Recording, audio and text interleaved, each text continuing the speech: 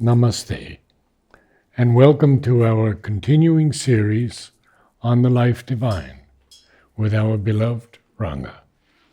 We are on page 358 in the section Brahman, Purusha, Ishvara. Beginning with the sentence, but a third power or possibility of the infinite consciousness. A quick introduction to where we are. We have a class once a week only, so we likely to lose the reference and the subject. We are in the long chapter Brahman, Purusha, Ishvara. The same reality takes different aspects when you go from one level to another level. This is what he is explaining in this one. And if you are very logically strict, then it's very difficult to understand this. But there are certain images which help us to understand how the same thing can take two or three different forms. One example is the water.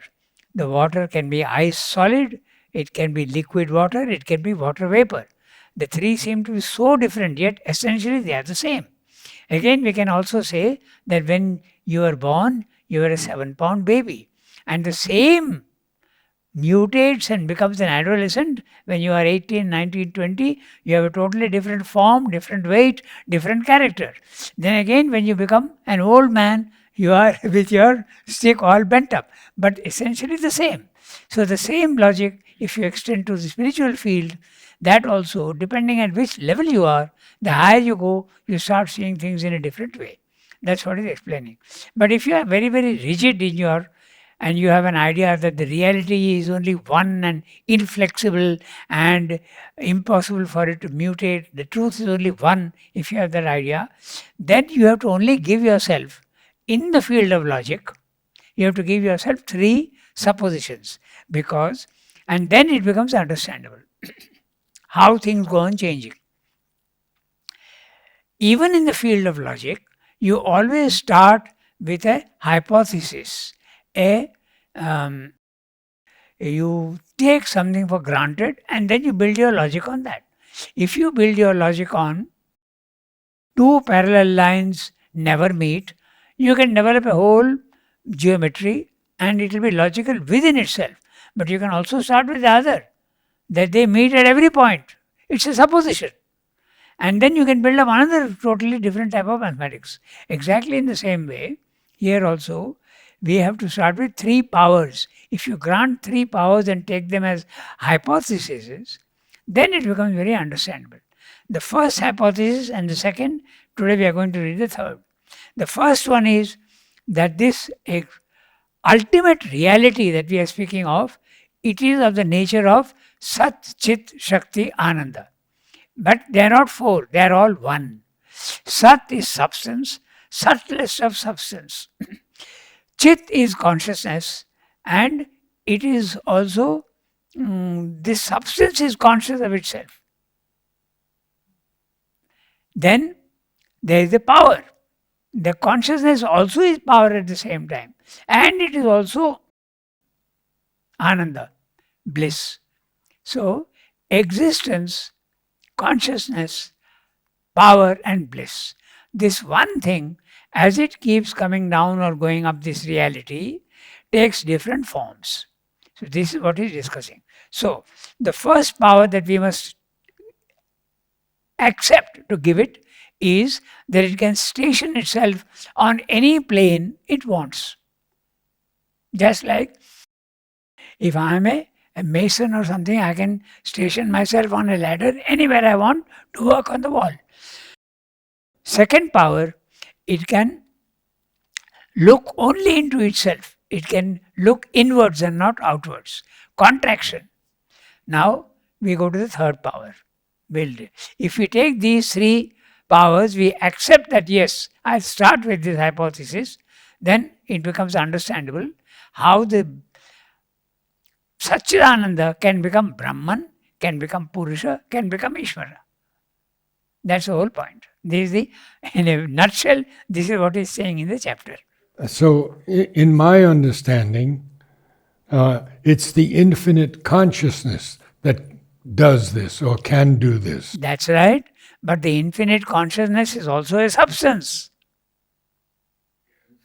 We find it very difficult to associate consciousness with substance. Yes. But it is substance.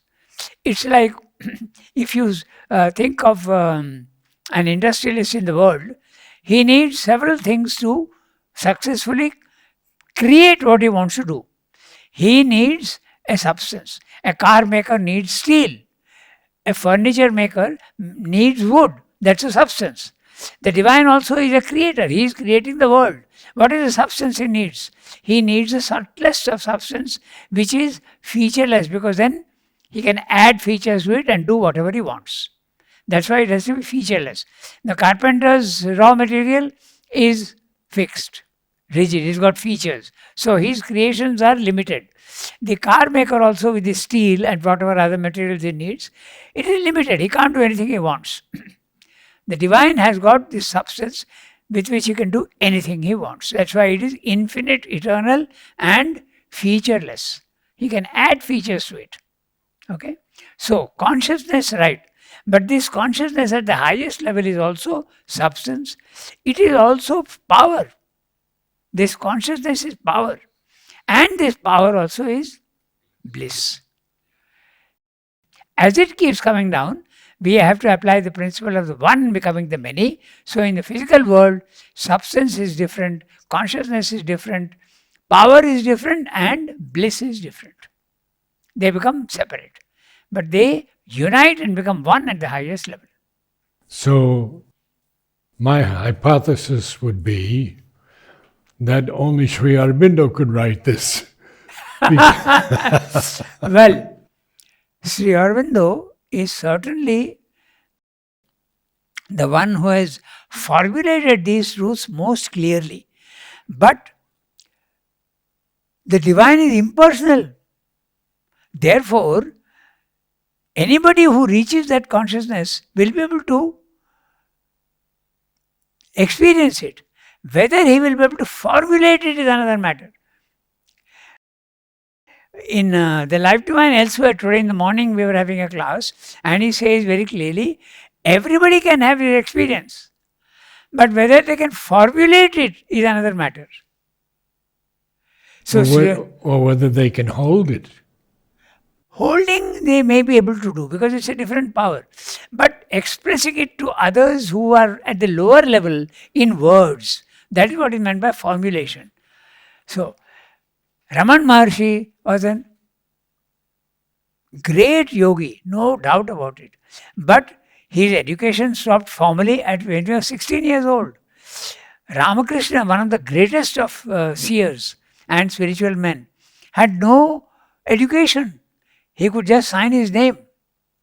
But what heights of consciousness he reached, he could not formulate. He did formulate because he reached the intuitive plane of consciousness, but he did not formulate in words. He formulated it in images. And that's why his images and his examples are so wonderful. Sri Aurobindo says they all come from the intuitive plane of consciousness. The intuitive plane is the third plane in the spiritual planes. Higher mind, illumined mind, but intuitive not the mind. Overhead plane. Yeah. Not the overhead plane. Yeah, the overhead planes. The overhead planes are the spiritual planes. As I put it more graphically, your level 1 is our condition. Right. And there are 3 grades in level 1. Matter, life and mind. Level 1. Level 2, you are not in ignorance anymore. You are in the spiritual planes of consciousness. And there we will, according to Sri Aurobindo, divide into 4 grades. You can divide more if you want, because it's a ramp. It's not a staircase. So, higher mind, illumined mind, intuitive mind, overmind. The third level is the supermind, which is qualitatively different from the other 2. Okay? So, you can experience depending on your development of the soul. But can you formulate it into words? That requires a developed mind at the lower level, level 1. So that is a different matter. Look at Raman Maharshi, as I said, and Ramakrishna. Okay? They could not use words like Sri Aurobindo is using. No. But Sri Aurobindo has tremendous intellectual development and spiritual development. This is very rare. Sometimes people may have a great power of formulation. Okay, they may be able to formulate. There are many philosophers even in the West who have been able to experience the higher mind level. And they can experience in their own way, they can formulate. But they have not gone higher up. There are any number of people who have experienced the spiritual planes. But they have not gone to even the third or fourth level of the spiritual planes, the overmind consciousness. What I was confused about is you said Ramakrishna, Sri Aurobindo said it was his symbols were from the intuitive plane. Yes. I said, but not the overmind? No. Sri Aurobindo says they come from the intuitive plane of consciousness. So that's a good example to show how each soul can experience and go up to what level. Yes. And how can Sri Aurobindo know that it's coming from the intuitive level? That's an interesting question. Because each level has got its own vibrational quality. So, if you feel the vibrations, you know from where it is coming. Just as I can recognize a Chinese, either he's coming from China or from Singapore or whatever. Okay, I can recognize a Negro, he's coming from Africa.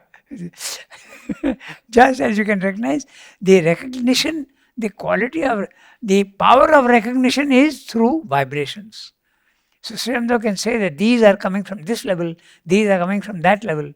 Amal Kiran has a whole book, the overhead poetry. Yes, overhead poetry. Where Sri Aurobindo is telling him, this poem is coming from intuition. This is coming from touches of the overmind. He says, this is coming from your psychic. This is coming from your higher vital. So the vibrations themselves reveal from where it is coming. Okay? Now we come back to our chapter. So, power number 1, Satchidananda or consciousness, as you said. But it started with this. Consciousness, but also substance, also power, also. It's all the same. And it can station itself at every level, any level. It has the power to do that. I have to grant this power to Satchidananda reality. Second, it can concentrate itself fully. It can look inwards and not create, not go outwards. Now the third power that we is going to talk about. It's a hypothesis that we have to admit to it. At our level, it's a hypothesis. But in reality, it has all these powers.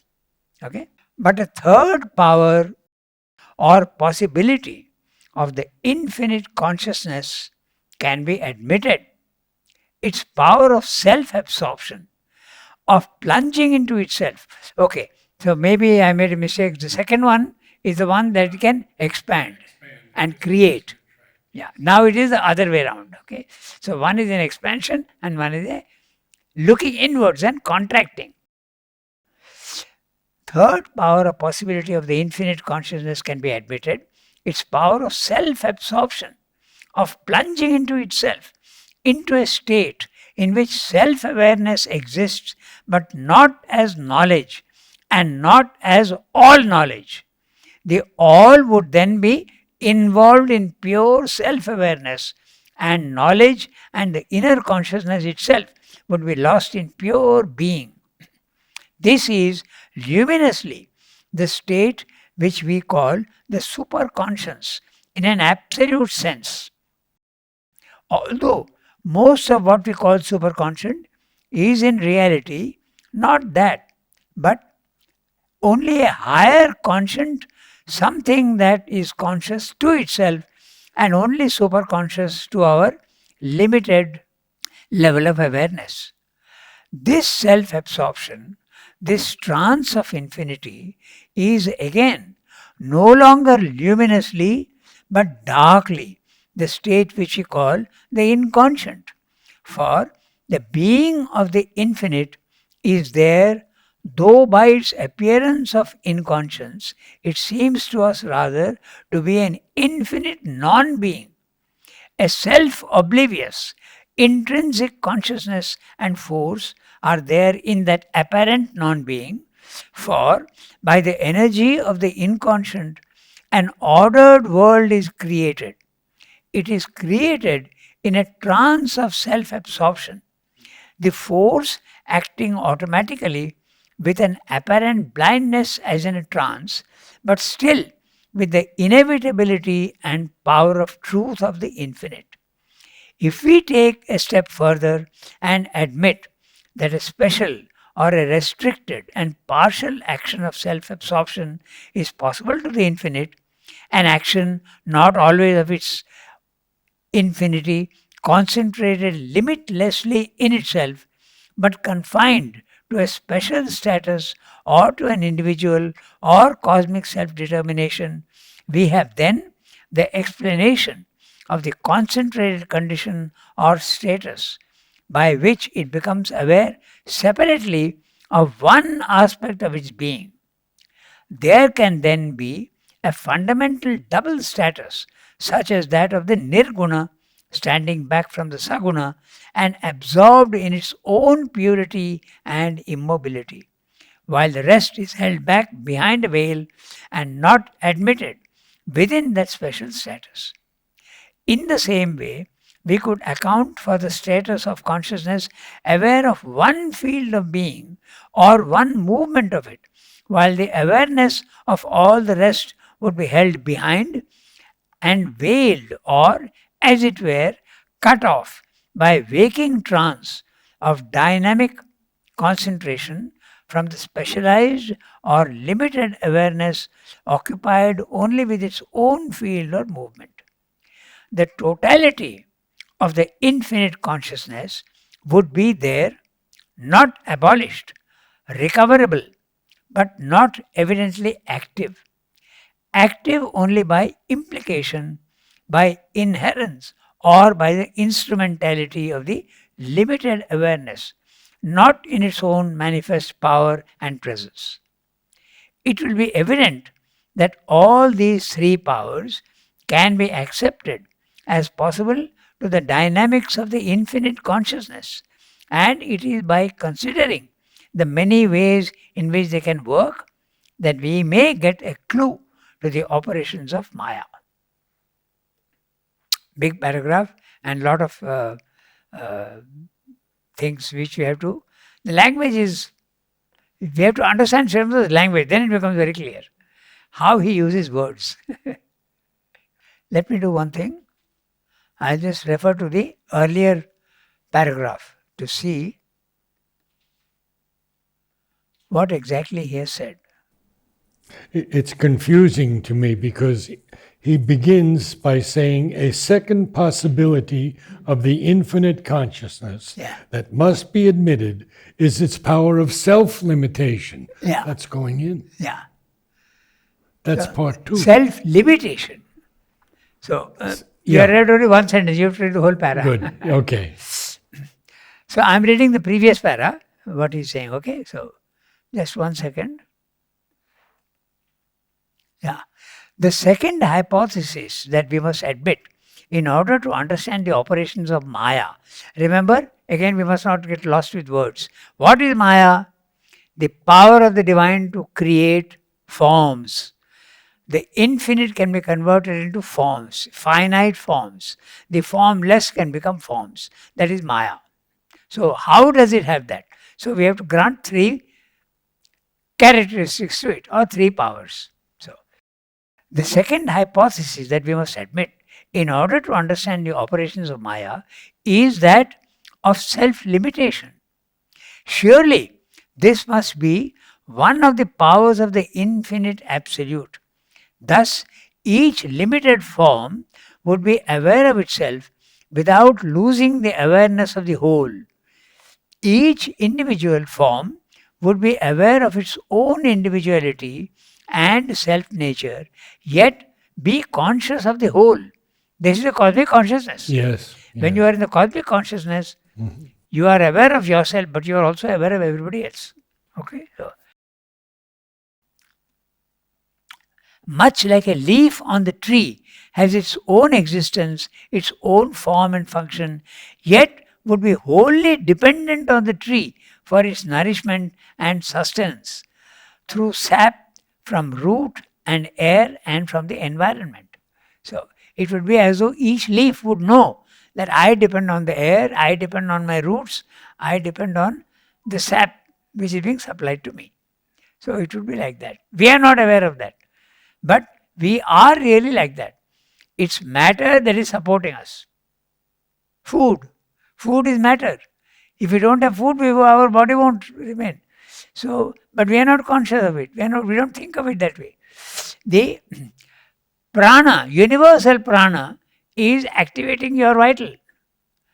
And the world of thoughts, the universal mind plane, is sending limited thoughts into your mind. Just give me a second. I want to tell you about hibiscus.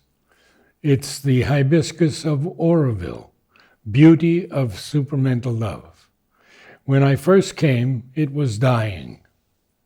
And I began speaking to it and telling it that it was the symbol of Oroville. It could not die. And so then we began giving it compost. We began taking soil away from it. And today it's 65 or 70% transformed. It's so beautiful, and almost every day it has flowers. So it's that aspect of the soil, the water, the nutrition, the love that has made it come back. Yeah. Mainly you're speaking to it. Okay. Yeah, I speak to all of them. Yeah, you're invoking and sending your vibrations of love. Plants are very sensitive. Okay.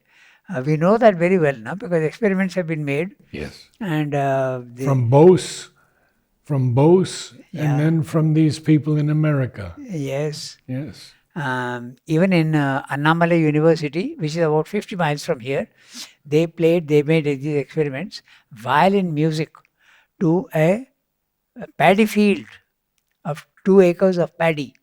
And the result was tremendous. The growth was good, the health was excellent. It was a very good yield. So we do know that. And there's that wonderful book called The Secret Life of Plants, written by 2 Westerners. Yes.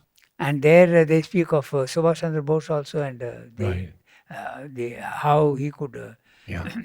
I also, when I was in the press, I printed a book for an American who could talk to trees. Who talked? He could talk to trees. To trees. Yeah, and get response. Okay. So I printed the book for him. And I told him that mother also would do that. And the vegetables would also talk back to her through vibrations, not through words, of course, through vibrations. When she used to work in the garden, some vegetables would say, I am ready, you can take me. Others would say, I am not ready, don't take me as yet. So the whole world is consciousness at different levels. There is a consciousness everywhere. So we'll come back to our. So it would be wholly dependent on the tree for nourishment and sustenance through sap from root and air and from the environment. Each would see the universe much like everybody else, yet have an individual viewpoint different from the others. But this would not explain the ignorance of the individual who has lost sight of the other, knows only himself, and that too very imperfectly. Sridhar is talking of level 1. I'm not, you may be my friend, but I don't know what your thoughts are. I don't know what your emotions are. But if I go to level 2, I'll know your thoughts and your emotions. So I can get the cosmic consciousness. I can expand my consciousness. Right now it is very limited. That's what he's saying. The power to limit itself. It's a power. It's not a defect. That's the interesting part. Yes. We see it as a defect. We see it as a limitation. But the limitation is purposeful. There's a purpose to it. What that purpose is, we'll go off into another subject, so we won't do that. Okay? So for that, to explain that, why the ignorance comes, we have to go to a third power. That's what he said in the previous one. Now, we will go back to our a third power of possibility of the infinite consciousness can be admitted, its power of self-absorption, of plunging into itself, into a state in which self-awareness exists, but not as knowledge and not as all knowledge. Now, what does he mean by that? When you speak of knowledge, there is necessarily a subject and an object, and it is knowledge that links the subject to the object. But when there is only one, there is no knowledge. There is no object and subject become one. So at the highest level, Satchidananda is only one. So if a man is experiencing that level, he will know himself. But then knowledge is not he himself is what he is. There is no subject object. They become the same. So you can look, you come down one notch from the supermind to the overmind. Now you can look into yourself and see different powers. But at the highest level, you are yourself that power, you are yourself that consciousness, you are everything. That is what is meant by self-awareness. You are aware only of yourself, not anything else. You are not aware of the world. That's what he calls the transcendent. The divine can take 3 levels. Transcendent, it knows only itself. It has not created the world. There is a self-limitation, absorbed into it, like the black hole. Absorbed into itself. The only difference is that is black and this is, in a sense, full of light. Light which is not going out, only going in. Okay, that's a transcendent self-absorption of plunging into itself, into a state in which self-awareness exists, but not as knowledge. There is no subject-object. Okay, not as knowledge, not as all knowledge. Now, what is meant by all knowledge? Cosmic consciousness. I know the world. I know everything in the world. Whatever is outside me, I know. So that's what is meaning. So this is one possibility, that it knows only itself, nothing else. We are using words, so we have to say it knows itself. But there is no knowing. It is itself. It becomes what it is. Okay, so all self-awareness and all knowledge, they all would then be involved in pure self-awareness. There is no outward movement. There is only an inward-looking movement. Would then be involved in pure self-awareness, and knowledge and the inner consciousness would itself be lost in pure being. There you are. The inner consciousness itself. Knowledge also would disappear into pure being. Here you have to interpret the word being as a substance, which is conscious of itself. It's a substance which has become conscious only of itself and nothing else. Okay, so this is luminously the state which we call the superconscious in an absolute sense. Although most of what we call superconscious is in reality not that, but only a higher conscious, something that is conscious to itself and only superconscious to our own limited level of awareness. He's saying I am using the word superconscious, but when I say superconscious, it's got several layers. The absolute superconscious is one. But when I say superconscious, I mean something more than my consciousness. That's what he's saying. There are several levels. Higher mind is superconscious. Illumined mind is superconscious. Overmind is an overconscious. Intuition is a superconscious. These are all superconscious planes. Okay. But there is another interesting example of self-absorption, the inconscient. So that is also there. The superconscient is inward looking in light. The inconscient is also inward looking in darkness, absence of light. They are very, very similar. They are like mirror images of each other. There are a lot of similarities. The superconscient is the creator of the universe. The inconscient also is creating. It is creating matter, it is creating life, it is creating mind. So that is Creative power is there in both. Both are infinite. Both are one. So there are so many similarities. Okay, so that's why we call them the mirror image. Mirror image is the same as you, but left has become right, right has become left. Okay, so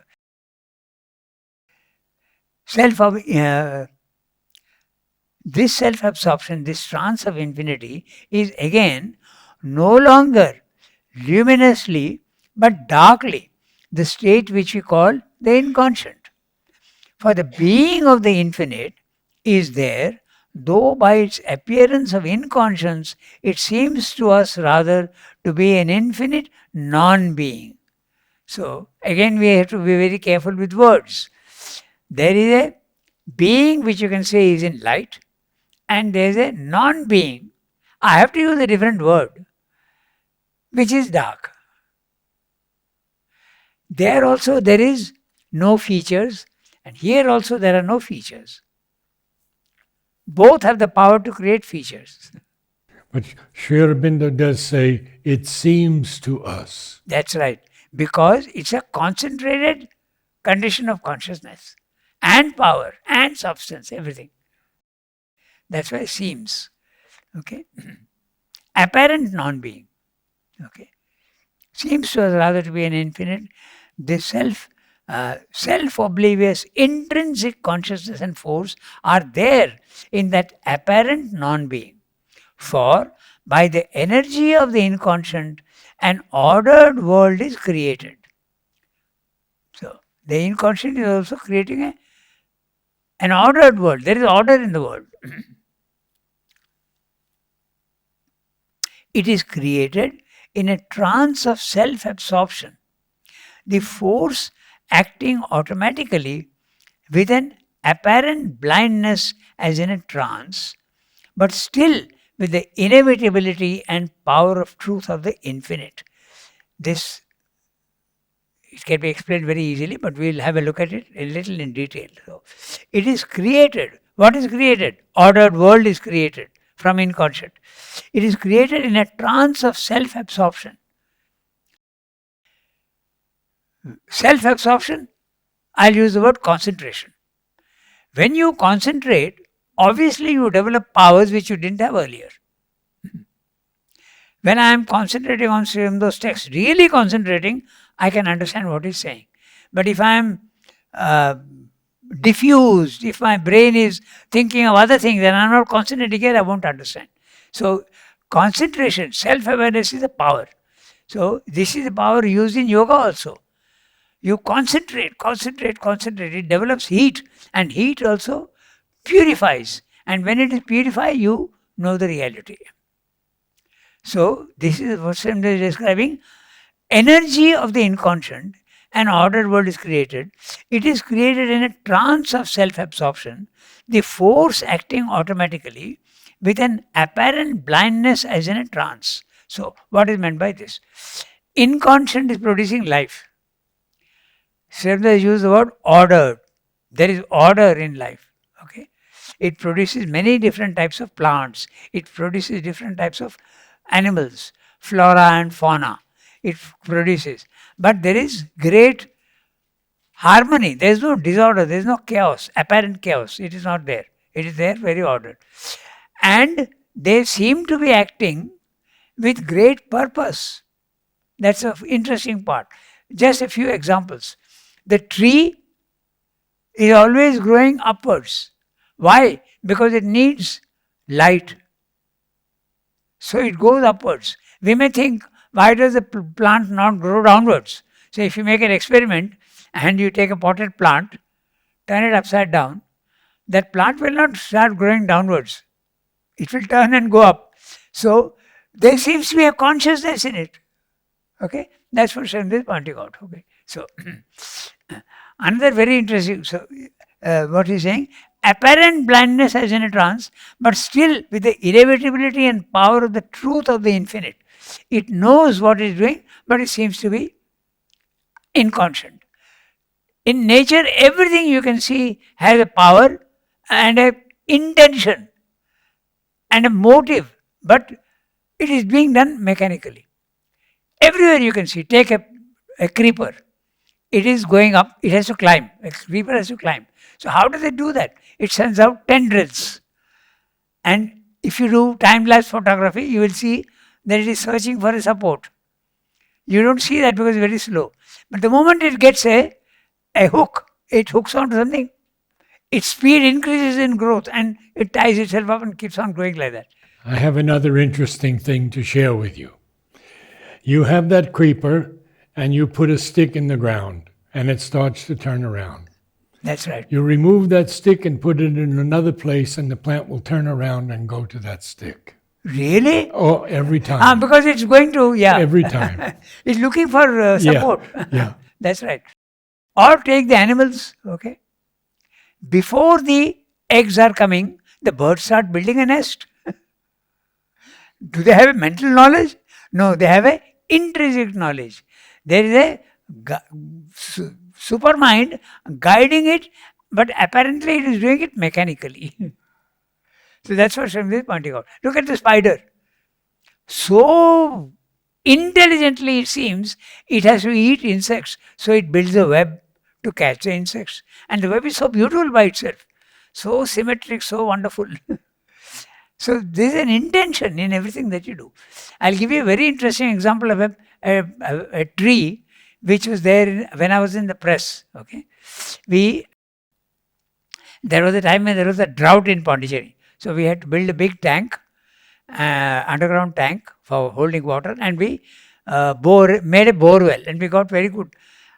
I might as well tell you it's interesting, nothing to do with Life Divine, but we asked Mother where we should make a bore to get good water, because we are so near the sea. And so if we make a bore well, will the water be salty or will it be sweet? So we took a map of the courtyard and we gave it to Mother. Mother concentrated for some time and pointed out something. Then we came back to the press and we tried to locate that place which Mother had marked on the map geometrically in the actual courtyard. It was slightly difficult because it wasn't a rectangle. If it was a rectangle, it would have been easy, but it wasn't. So we could accurately pinpoint that place with an error of about 1 foot. But we made the borehole and we got beautiful sweet water at 85 feet, which is unbelievable. Oh my God. Okay, so we built that tank and we had a realization tree, a tree which gives realization flowers. And after some time, one of the boys said that let's clean the tank because the municipal water is not always good and there may be sand and other things. So they went into the tank to clean the tank. And what they found? They found that the roots of that tree had penetrated the wall and like fine hair, it had covered the whole wall. Intention? Yes, it wants water. It will cross even a wall to get water. So this is what Swami is saying. You can see that there is an apparent inconscience, but there is a consciousness behind guiding it. So the supermind, that's why there is an ordered world. There is not a chaotic world. And you say always the supermind is behind it. Srivda says that. It's a supermind which is there guiding. Do this, do that, do this. But when the ego and the mind come in, it has to decide itself, so there is confusion. But if you make your mind silent, you will be guided very well. But if you make your mind is powerful from one angle, but it's also a limitation. So if you lean more towards the limitation, then you are going to make mistakes and you have to make errors. So this was what they saying. It is created in a trance of self-absorption, the force acting automatically. See, the tree is growing automatically, but still intelligently. Okay? And with an apparent blindness as in a trance, but still with the inevitability and power of truth of the infinite. There is knowledge hiding behind. It's like the prompter who is there in the wings, waiting for the actor to maybe forget his line or make a mistake. So sometimes when he sees that the actor is hesitating slightly, he'll quickly from the background, others don't see him, but he immediately tell him, this is the word, next word.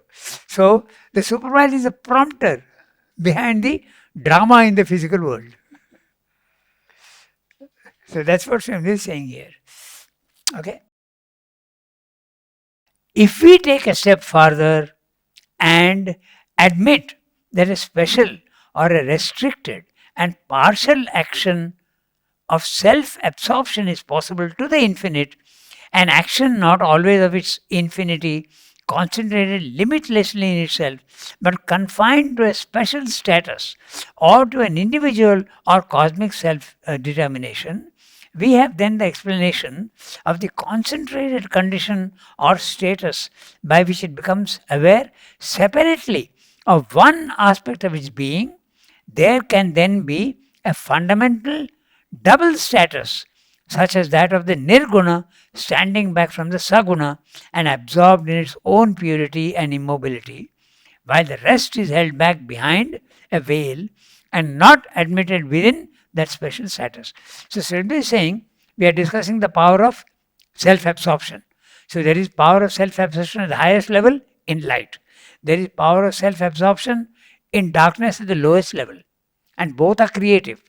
And when there is creation, when you are in the middle, the power of self-absorption again is operative in a different way.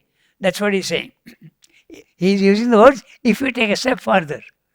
So if we take a step further, even in the middle planes, the power of self-absorption is operative. It is working. So that's exactly what we are doing while we are reading the Life Divine. We are concentrating on this. I have forgotten that I have a sister at home. I have forgotten that I have walked. All this is also, I can recall that knowledge, but I have put it aside in the background. So that's what he's saying, that this is the power of self-limitation also in a special aspect. So it can have three, this power can act in three ways. It can act in light, it can act in darkness, it can act even in the middle planes. That's what concentration is all about. Okay. Later on in another chapter, he will tell you that the ignorance is coming because of the power of self-absorption. Knowledge has the power to limit itself and apply itself to a particular work. So, everything, consciousness can do that. Sat also becomes that. Everything limits itself for a purpose. This power of limitation is very necessary. I'll give you an interesting example, because if it is not there, then there will be chaos. But that power limitation is absolutely necessary. I'll give you two examples. Okay. I have a very limited work. I have to knock a nail into a wall. How much power am I going to use? I have a lot of power. But I have to use the power appropriate and relevant to the work I am doing. If I use more power, I'll break the wall. If I use less power, I will not be able to get the nail into the wall. So I have to limit my power, infinite power, to that which I have to do. Okay. There is a very interesting novel by a Western author. It is very interesting. It's called The Gentle Giant. I don't know if it's available on the internet, but I still remember. It's a very interesting story. He is a giant, a man, okay? A giant, lot of physical power. And he is very kind and gentle, but he doesn't have any knowledge. So even when he is handling a small, fondling a little child, he is using so much force that the child dies. So now you can see the necessity of self-limitation. That's where knowledge comes in. So all this is there behind. We have to supply the information so that we understand what he's saying. The power of self-limitation. If you don't grant that power of self-limitation to the infinite, then there will be chaos in the world.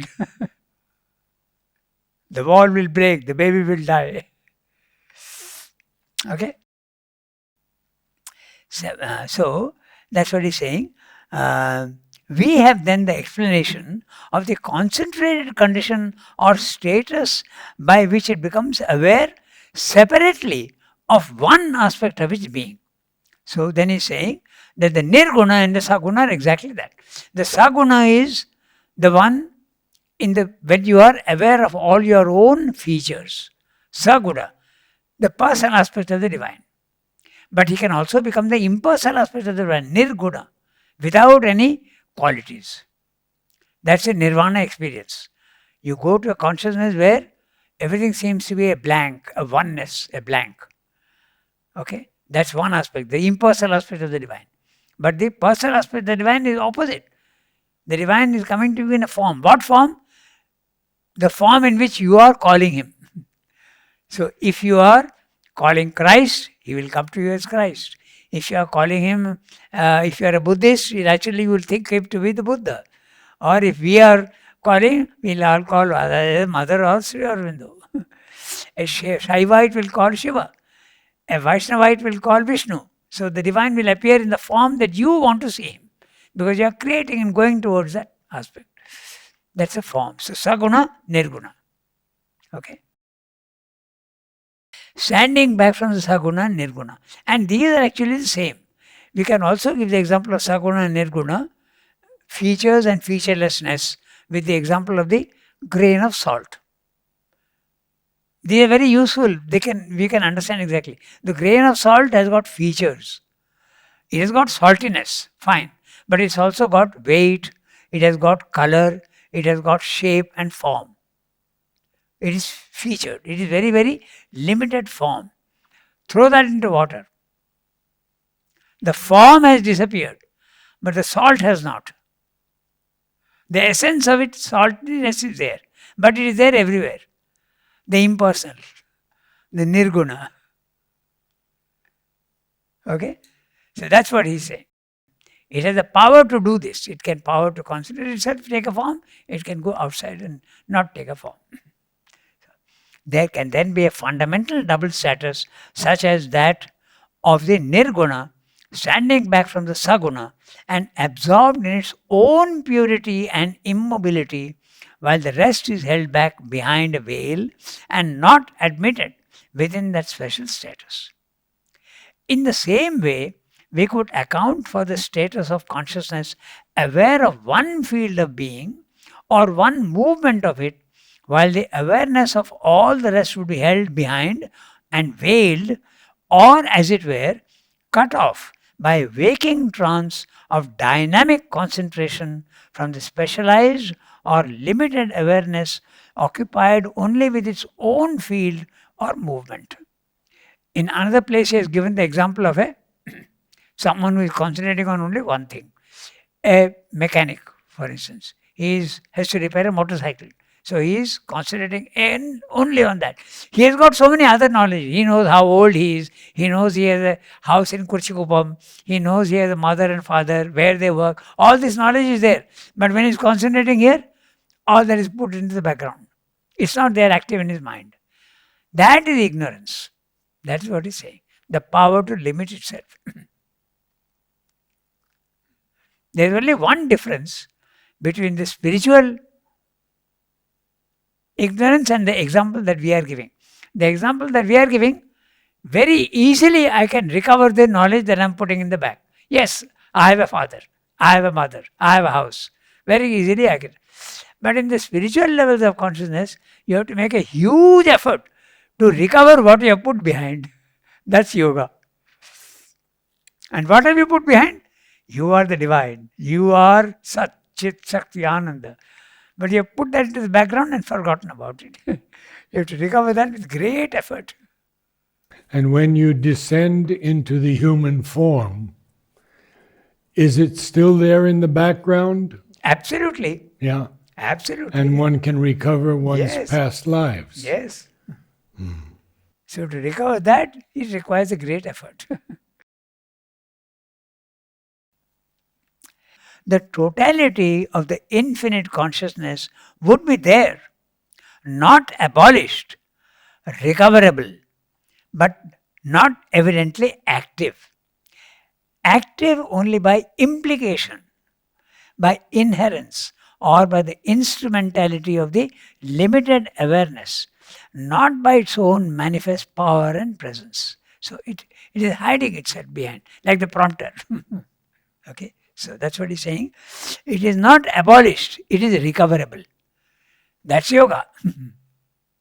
You have to recover the knowledge that you had and you have put into the background. You are thinking that you are body, mind, life. Recover the knowledge that you are not only body, mind, life, but also the divine.